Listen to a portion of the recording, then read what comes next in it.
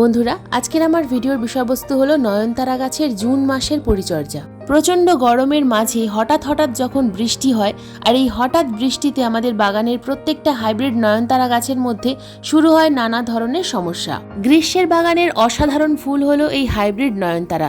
বিভিন্ন কালারের পাওয়া যায় এই হাইব্রিড নয়নতারা গাছ।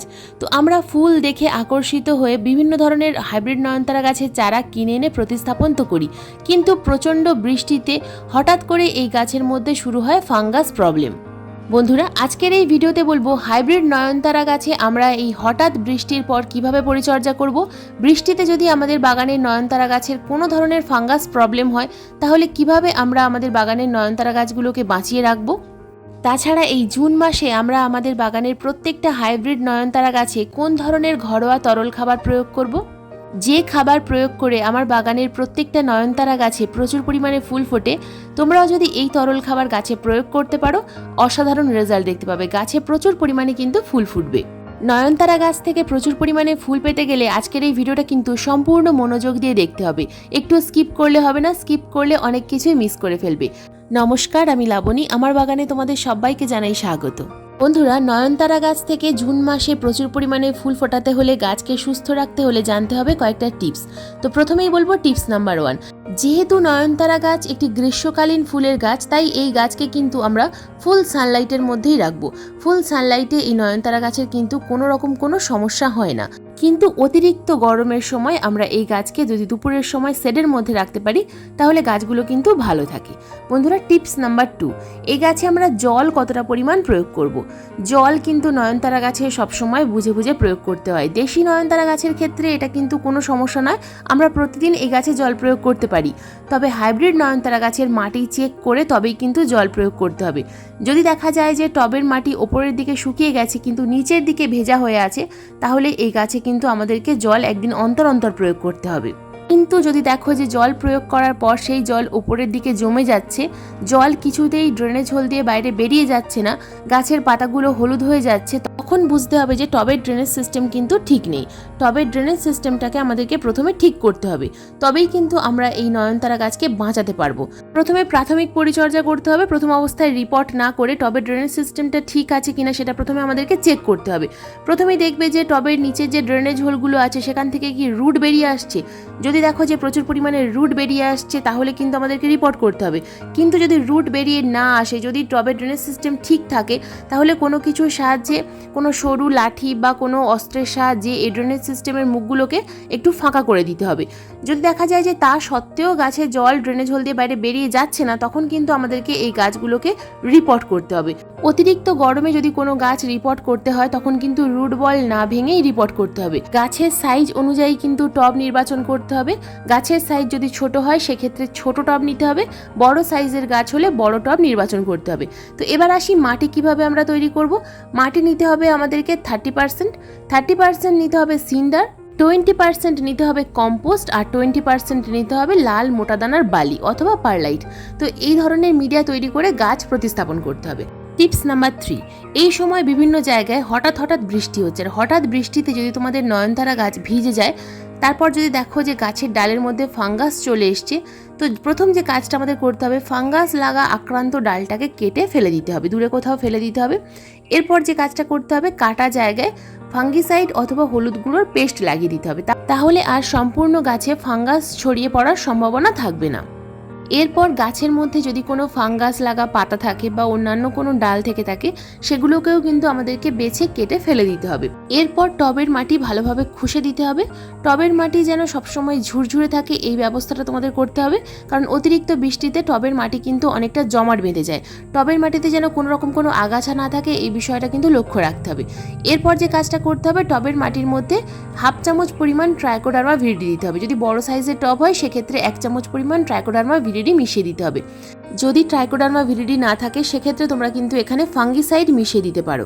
এছাড়া সবসময় চেষ্টা করবে এই অতিরিক্ত বৃষ্টিতে গাছ যেন একেবারেই বাইরে না থাকে। তো যদি ভুলবশত গাছ থেকে যায়, তাহলে সেক্ষেত্রে তোমরা কিন্তু এই কাজটা অবশ্যই করবে বৃষ্টির পরে। ট্রাইকোডার্মা ভিরিডি দেওয়ার পর আমি কিন্তু জল দিলাম না, তার কারণ এই গাছের মিডিয়াতে জল আছে। জল থাকা অবস্থাতে জল দিলে গাছের কিন্তু ক্ষতি হবে। যখন দেখবে যে পাতাগুলো একটু মুড়ে গেছে তখনই তোমরা আবার গাছে জল প্রয়োগ করবে। বন্ধুরা, টিপস নাম্বার 4, নয়নতারা গাছ আমরা কত রকমভাবে তৈরি করতে পারি। নয়নতারা গাছ আমরা বীজ থেকে তৈরি করতে পারি। ফুল শুকিয়ে যাওয়ার পর সেই ফুলের নিচে কিন্তু বীজ তৈরি হয়। বীজ পেকে গিয়ে যদি টবের মাটিতে পড়ে তাহলে কিন্তু অটোমেটিক প্রচুর চারা তৈরি হয়। তবে বীজের চারার যে ফুলের রং সেটা কিন্তু অনেক সময় সেই একই রং থাকে না।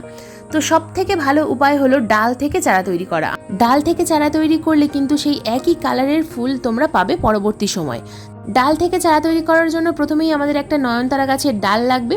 তো এরপর যে মিডিয়াতে আমি নয়নতারা গাছের চারাটা তৈরি করব তার জন্য নিয়েছি আমি এখানে লাল মোটাদানার বালি। তো এরপর লাগবে আমাদের রুট হরমোন। বন্ধুরা, রুট হরমোন সম্পূর্ণ ঘরোয়াভাবে কিভাবে আমরা তৈরি করতে পারি, এখানে আমি প্রথমেই নিয়ে নিলাম দারুচিনির পাউডার। দারুচিনির পাউডারের মধ্যে আমি দিয়ে দেব সামান্য পরিমাণ মধু। দারুচিনি এবং মধু এই দুটো কিন্তু খুব ভালো রুট হরমোনের কাজ করে। সব সময় আমাদের হাতের কাছে কাটিংয়ের পাউডার থাকে না, সেই কারণে আমরা এই দারুচিনি এবং মধু দিয়ে যদি গাছ ডাল প্রতিস্থাপন করি তাহলে খুব সহজেই কিন্তু নতুন চারা গাছ আমরা পেয়ে যাব। অ্যালোভেরাও কিন্তু খুব ভালো রুট হরমোন, কিন্তু সবার কাছে অ্যালোভেরা গাছ থাকে না, তাই এই দুটো জিনিস দিয়ে তোমরা কিন্তু খুব সহজেই রুট হরমোনের কাজ করতে পারো। ডালের মধ্যে যে বড় বড় পাতাগুলো ছিল সেগুলো প্রথমে কেটে দিতে হবে। এরপর ডালের নিচের অংশে কাটিংয়ের পাউডার, অর্থাৎ যে ঘরোয়া কাটিংয়ের পাউডার আমি তৈরি করলাম এটা লাগিয়ে দিলাম এবং বালির মধ্যে একটা ছোট্ট হোল করলাম। তো হোলের মধ্যে আমি খুব সাবধানে ডালটাকে প্রতিস্থাপন করলাম এবং খুব ভালোভাবে কিন্তু চেপে চেপে দিতে হবে। যেহেতু বালিটা ধোয়া বালি ছিল এবং ভেজা বালি, সেই কারণে আমি কিন্তু এই মুহূর্তে জল দিলাম না। পরে যখন দেখতে পাবো যে বালি সামান্য শুকিয়ে যাচ্ছে সেই সময় আমরা কিন্তু সামান্য পরিমাণ জল প্রয়োগ করব। গাছের এই যে চারাটা আমরা প্রতিস্থাপন করলাম এই গ্লাসটাকে আমরা কিন্তু একদম ছায়া জায়গায় রেখে দেবো। সূর্যের আলো যেন একেবারেই না লাগে আর বৃষ্টির জল যেন সরাসরি একেবারেই না পড়ে, তাহলে কিন্তু ডালে ফাঙ্গাস প্রবলেম শুরু হয়ে যাবে। 10 থেকে 15 দিনের মধ্যে তোমরা কিন্তু নতুন চারা গাছ পেয়ে যাবে। বন্ধুরা, এবার আসি নয়নতারা গাছে আমরা কি খাবার প্রয়োগ করব। কোন খাবার এই সময় আমরা প্রয়োগ করলে গাছে দুর্দান্ত রেজাল্ট দেখতে পাবো, গাছে প্রচুর পরিমাণে ফুল পাবো। নয়নতারা গাছ খুব সেন্সিটিভ গাছ, অতিরিক্ত খাবার কিন্তু একেবারেই পছন্দ করে না। আর এই প্রচণ্ড গরমের সময় রাসায়নিক খাবার একেবারেই দেওয়া যায় না। রাসায়নিক খাবার দিলেই কিন্তু এই গাছের ডালে ফাঙ্গাস লেগে যায়। তাই সব সময় চেষ্টা করি আমি ঘরোয়া খাবার প্রয়োগ করার। আর কি ঘরোয়া খাবার আমি গাছে প্রয়োগ করি সেটা তোমাদের আজকে শেয়ার করব। দেখো, প্রথমেই আমি এখানে নিয়ে নিয়েছি পাকা কলার খোসা। পাকা কলার খোসা যদি না থাকে সেক্ষেত্রে তোমরা কিন্তু এখানে আলুর খোসা অথবা পেঁয়াজের খোসা নিতে পারবে। কলার খোসার মধ্যে আছে প্রচুর মাত্রায় পটাশিয়াম, ম্যাগনেসিয়াম, আয়রন, ক্যালসিয়াম, আরও বিভিন্ন ধরনের ম্যাক্রো মাইক্রোনিউট্রিয়েন্টস আছে। প্রথমে কলার খোসাগুলোকে আমি কাঁচি দিয়ে টুকরো টুকরো করে কেটে নেব। টুকরো টুকরো করে কেটে নিলে কিন্তু খুব ভালো একটা লিকুইড খাবার তৈরি হবে। তো দেখো, এখানে আমি বেশ কয়েকটা টুকরো করে নিয়েছি, 4টে কলার খোসা নিয়েছি এবং তার সাথে নেব আমি একটা পাতিলেবুর খোসা। বন্ধুরা, একটা পাতিলেবুর খোসা এবং 4টে পাকা কলার খোসা দিয়ে তৈরি হবে আজকের আমার এই লিকুইড খাবার। এর সাথে আমি আরও 2টো উপাদান মেশাবো, তবে সেটা তৈরি হওয়ার পরে। তো এখানে নিয়েছি আমি একটা পাত্রের মধ্যে 1 লিটার জল। 1 লিটার জলের মধ্যে 4টে কলার খোসা এবং একটা পাতিলেবুর খোসা। পাতিলেবুর খোসা না হলে অন্য যদি লেবুর খোসা থাকে সেক্ষেত্রেও কিন্তু হবে। তো যেহেতু লেবুর খোসা টবের মিডিয়াতে দিলে টবের মাটি অ্যাসিডিক থাকে, সেই কারণে আমি কিন্তু তোমাদেরকে লেবুর খোসা নিতে বলবো। যদি লেবুর খোসা না থাকে সেক্ষেত্রে কলার খোসার সাথে তোমরা 1 চামচ পরিমাণ চা পাতা ভিজিয়ে দিতে পারো। কলার খোসার মধ্যে যেমন পটাশিয়াম থাকে, লেবুর খোসার মধ্যেও কিন্তু পটাশিয়াম থাকে, তাই আমি এখানে লেবুর খোসা ব্যবহার করেছি। তো এই দুটো খাবার ভিজিয়ে দিয়ে আমি রেখে দিয়েছিলাম 2 দিনের জন্য। ঠিক 2 দিন পর আমরা অন্য একটা পাত্রের মধ্যে দেখো অর্ধেকটা খাবার আমি ছেঁকে নেব। এর কারণ অর্ধেকটা খাবার ছেঁকে নেওয়ার পর এই যে লিকুইডটা তৈরি হয়েছে এর মধ্যে আমি কিন্তু আরও 500 ml সাধারণ জল দেবো। 500 ml লিকুইড খাবারের সাথে 500 ml সাধারণ জল মিশিয়ে তারপর কিন্তু আমি গাছে প্রয়োগ করব। তবে এর সাথে আমি আরও 2টো উপাদান মেশাবো, আগেই বলেছি। তো দেখো, এখানে আমি কিন্তু সাধারণ জল মিশিয়ে দিলাম। তো টোটাল তৈরি হয়ে গেল 1 লিটার একটা খাবার। তো এটা কিন্তু আমি 2 দিন ভিজিয়েছি, তোমরা চাইলে 3 দিন ভেজাতে পারো। তবে যখন এই খাবারটা গাছে প্রয়োগ করবে লক্ষ্য রাখবে টবের মাটি যেন অতিরিক্ত ভেজা না থাকে, হালকা ভেজা থাকলেই হবে।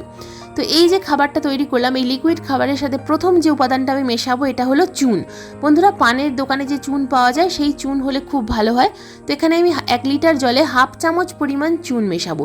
চুনের মধ্যে আছে প্রচুর মাত্রায় ক্যালসিয়াম। এই চুন যদি তোমাদের হাতের কাছে না থাকে সেক্ষেত্রে তোমরা একটা চক যে ব্ল্যাকবোর্ডে লেখার যে চক, সেই চক একটা চক খুব ভালোভাবে গুঁড়ো করে নিয়ে জলের মধ্যে মিশিয়ে নেবে। তো এখানে আমি 1/2 চামচ চুন মিশিয়ে দিলাম, এর সঙ্গে দেবো 1/2 চামচ পরিমাণ হলুদ গুঁড়ো।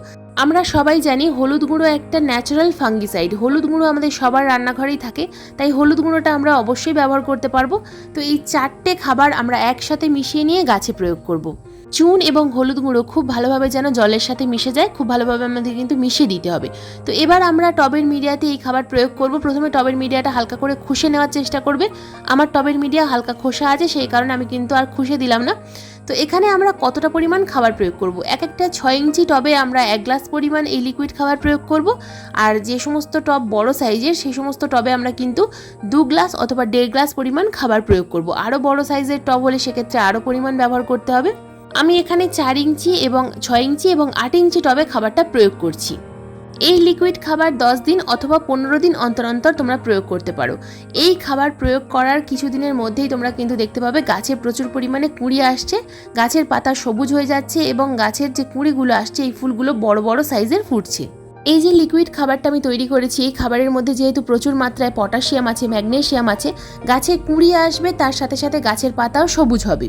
লেবুর খোসা ব্যবহার করেছি, টবের মাটির পিএইচ ঠিক থাকবে। টবের মাটির পিএইচ ঠিক থাকলে গাছে কিন্তু প্রচুর পরিমাণে কুঁড়ি আসবে। এর সাথে দিয়েছি আমি চুন। চুন হলো ক্যালসিয়ামের উৎস। গাছের যে ফুলের সাইজ ছোট হয় সেটা কিন্তু ক্যালসিয়ামের অভাবেই মূলত ফুলের সাইজ ছোট হয়। তো এখানে আমি যেহেতু ক্যালসিয়াম ব্যবহার করেছি, তাই ফুলের সাইজ অনেক বড় হবে। আর হলুদ গুঁড়ো ব্যবহার করার ফলে টবের মিডিয়াতে যদি কোনো ফাঙ্গাস থাকে সেটা কিন্তু আর থাকবে না। তোমরা যদি সমস্ত টবে ট্রাইকোডার্মা ভিরিডি ব্যবহার করো, সেক্ষেত্রে হলুদ গুঁড়ো দেওয়ার কিন্তু প্রয়োজন নেই। যেদিন ট্রাইকোডার্মা ভিরিডি ব্যবহার করবে ঠিক তার 3 থেকে 4 দিন পর এই লিকুইড খাবার গাছে প্রয়োগ করবে। যদি গাছের কন্ডিশন খুব খারাপ থাকে সেক্ষেত্রে গাছে প্রথমে খাবার প্রয়োগ করবে না, আগে ট্রাইকোডার্মা ভিরিডি প্রয়োগ করবে, গাছ সুস্থ করবে, তারপর কিন্তু গাছে খাবার প্রয়োগ করবে। বন্ধুরা, আজকের ভিডিও এই পর্যন্তই। আজকের ভিডিও যদি তোমাদের ভালো লেগে থাকে তো প্লিজ একটা লাইক করো, শেয়ার করো, হাইপ করো। চ্যানেলে নতুন বন্ধু হয়ে থাকলে চ্যানেলটাকে সাবস্ক্রাইব করে পাশের বেল আইকনটা প্রেস করে দিও এরকম নিত্য নতুন ভিডিও দেখার জন্য। আজকের এই ভিডিওটা সম্পূর্ণ মনোযোগ দিয়ে দেখার জন্য তোমাদের সবাইকে জানাই অসংখ্য অসংখ্য ধন্যবাদ।